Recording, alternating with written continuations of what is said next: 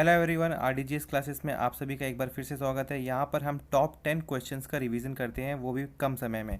तो हमारा question number 1, Bharat में राज्य का राज्यपाल बनने के लिए न्यूनतम आयु कितनी है?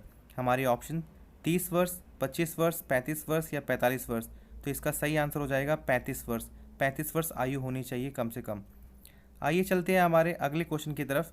पौधे के किस भाग से दालचीनी प्राप्त की जाती है? दालचीनी को हम इंग्लिश में जानते हैं सिनामॉन के नाम से भी। तो सिनामॉन ट्री के किस पार्ट से ये पाया जाता है?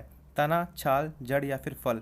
तो ये हमारा पाया जाता है हमारा ऑप्शन नंबर बी, छाल से, जिसे हम इंग्लिश में बार्क के नाम से भी जानते हैं। अब हमारा अगला क्वेश्चन आता है, इंसुलिन एक प्रकार का डैश है। क्या है इंसुलिन? हार्मोन है, प्रोटीन है, एंजाइम है या विटामिन है? तो ये हो जाता है हमारा हार्मोन, यानी कि हमारा ऑप्शन नंबर ए सही हो जाएगा। और इंसुलिन का काम होता है शुगर को ग्लाइकोजन में कन्वर्ट करना। तो चलिए हमारा अगला क्वेश्चन, भारत के मुख्य चुनाव आयुक्त की नियुक्ति कौन करता है? हमारे ऑप्शंस राष्ट्रपति, संसद, प्रधानमंत्री या भारत का मुख्य न्यायाधीश। तो इसका सही आंसर हो जाएगा राष्ट्रपति। चुनाव आयुक्त की नियुक्ति कौन करता है? राष्ट्रपति करता है। यहाँ आप फोटो में देख सकते हैं, ये हमारे मुख्य चुनाव आयुक्त, जिनका नाम है सुनील अरोड़ा। भारतीय संविधान में इलेक्शन कमीशन से संबंधित आर्टिकल हो जाता है हमारा 324। भारतीय मुख्य चुनाव आयुक्त भारतीय चुनाव आयोग का प्रमुख भी होता है और इनका कार्यकाल होता है या तो 6 वर्ष या फिर 65 वर्ष की आयु, जो भी पहले हो जाए। सुनील अरोड़ा भारत के 23वें चुनाव आयुक्त हैं।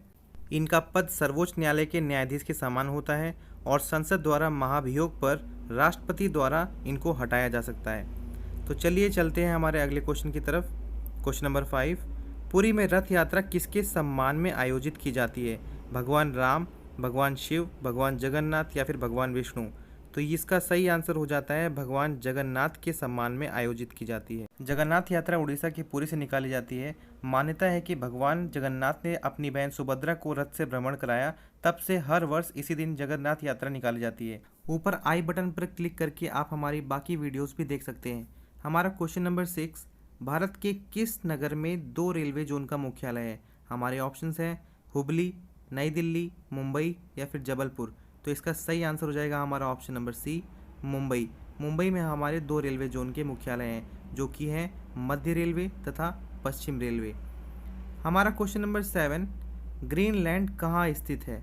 हमारे ऑप्शंस हैं दक्षिण प्रशांत महासागर, हिंद महासागर, कैरेबियन महासागर, उत्तरी अटलांटिक महासागर। तो इसका हमारा सही आंसर हो जाएगा नॉर्थ अटलांटिक महासागर, यानी कि ऑप्शन नंबर डी।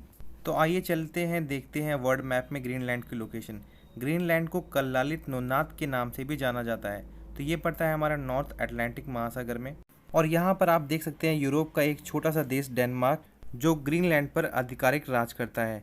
और बहुत बार एग्जाम्स में पूछा गया है कि एस शेप का ओशियन कौन सा है? जी हाँ, एस शेप का ओशियन कौन सा है? तो इस ओशियन का नाम हो जाता है अटलांटिक ओशियन। तो चलिए कुछ याद रखने वाले पॉइंट के बारे में भी जान लेते हैं। ग्रीनलैंड डेनमार्क के अधीन है।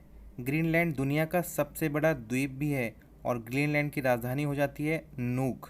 और साथ ही साथ हम ये भी जान लेते हैं, डेनमार्क की राजधानी हो जाती है कोपेनहेगन और डेनमार्क की मुद्रा हो जाती है डेनिश क्रोन, जो कि ग्रीनलैंड में भी चलती है, क्योंकि ग्रीनलैंड देश डेनमार्क के अधीन है। तो चलिए चलते हैं हमारे क्वेश्चन नंबर 8 की तरफ। निम्नलिखित में से कौन सा दुनिया में सबसे ज़्यादा ऊंचाई वाला झरना है, वाटरफॉल है? हमारे ऑप्शन मुटराजी, मोगी, टुगेला, एंजल। तो इसका सही आंसर हो जाता है हमारा एंजल। मुटराजी वाटरफॉल पड़ता है जिम्बाब्वे में, मोगे पड़ता है नॉर्वे में और टुगेला पड़ता है ड्रैकेंसबर्ग साउथ अफ्रीका में। तो जानते हैं वेनेजुएला की लोकेशन। ये है हमारा साउथ अफ्रीका का मैप और वेनेजुएला हमारा टॉप पर है। और पेपर में बहुत बार पूछा गया है, क्या वेनेजुएला देश इक्वेटर से कट करता है? तो इसका आंसर हो जाता है नहीं, वेनेजुएला इक्वेटर से टच नहीं होता है। तो ये हमारी है लोकेशन वेनेजुएला की। और वेनेजुएला के उत्तरी समुद्र को हम जानते हैं कैरेबियन सी के नाम से भी। तो एंजल वेनेजुएला का एक झरना है और ये दुनिया का सबसे ऊंचा जलप्रपात है। वेनेजुएला की राजधानी हो जाती है कैराकस और यहाँ की मुद्रा हो जाती है वेनेजुएला बोलीवर।